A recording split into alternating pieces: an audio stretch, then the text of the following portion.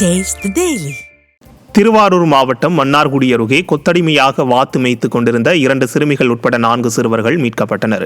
ஆண்டுக்கு தலா 1 லட்சம் ரூபாய் வீதம் 4 லட்சம் ரூபாயை பெற்றோர்களுக்கு கொடுத்துவிட்டு கொத்தடிமைகளாக சிறுவர்களை வேலைக்கு அழைத்து வந்தது தெரியவந்தது. இதையடுத்து 2 சிறுமிகள் உட்பட 4 சிறுவர்கள் மீட்கப்பட்ட நிலையில் அவர்களை வேலைக்கு அழைத்து வந்த ஆந்திராவைச் சேர்ந்த பாண்டி, பத்மா, பாண்டி லாரன்ஸ் ஆகியோர் பிடிபட்டனர். இந்நிலையில் வாத்து மேய்க்க மறுத்த சிறுவர்களை பாண்டி, பத்மா, பாண்டி லாரன்ஸ் ஆகியோர் அடித்து துன்புறுத்தி காயப்படுத்தியது விசாரணையில் தெரியவந்துள்ளது. நிர்வாகத்திரு நட்டர் ஸ்டாலின் ஆட்சியில் கொலை கொள்ளை சம்பவங்களை தொடர்ந்து சிறுவர்கள் கொத்தடிமைகளாக விலைக்கு விற்கப்படுவதாக பொதுமக்கள் குற்றம் சாட்டியுள்ளனர். திண்டுக்கல் மாவட்டம் நத்தம் அருகே அரசு பள்ளியில் மாணவர்களுக்கான உணவை தள்ளுவண்டியில் அவர்களே கொண்டு செல்லும் வீடியோ வெளியாகி அதிர்ச்சியை ஏற்படுத்தியுள்ளது. துரைக்கமலம் அரசு மாதிரி மேல்நிலைப் பள்ளியில் சமையல் கூடத்திலிருந்து உணவை தள்ளுவண்டியில் வைத்து மாணவர்கள் கொண்டு செல்லும் வீடியோ இணையத்தில் பரவி வருகிறது.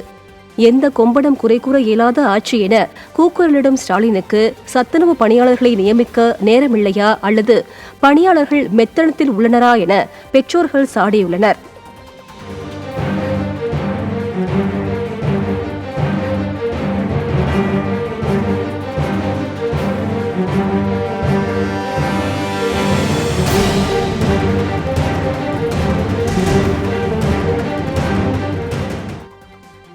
திருவள்ளூர் மாவட்டம் திருத்தணி அருகே பாலியல் தொல்லை குறித்து புகார் அளிக்க சென்ற பெண்களை தாக்கிய விவகாரத்தில் காவலர் பிடிபட்டுள்ளார்.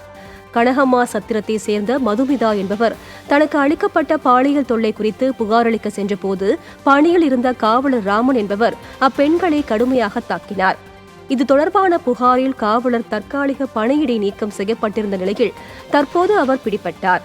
விடியா திமுக ஆட்சி அமைச்சர்கள் பெண்களை இழிவாக பேசுவதை காவல்துறையினர் வேத வாக்காக எடுத்துக்கொண்டார்களா என பெண்கள் ஆவேசமாக கேள்விகளை எழுப்பினர்.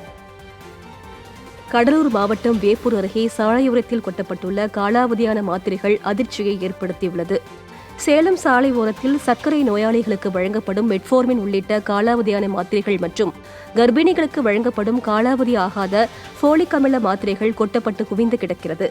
மருத்துவ கழிவுகளை பொது இடங்களில் கொட்டுவோர் மீது குண்டர் சட்டத்தில் நடவடிக்கை எடுக்கப்படும் என வீம்பு காட்டிய விடியா திமுக அரசு மருந்து மாத்திரைகளை கொட்டியவர்கள் மீது எப்போது நடவடிக்கை எடுக்கும் என பொதுமக்கள் கேள்வி எழுப்புகின்றனர்.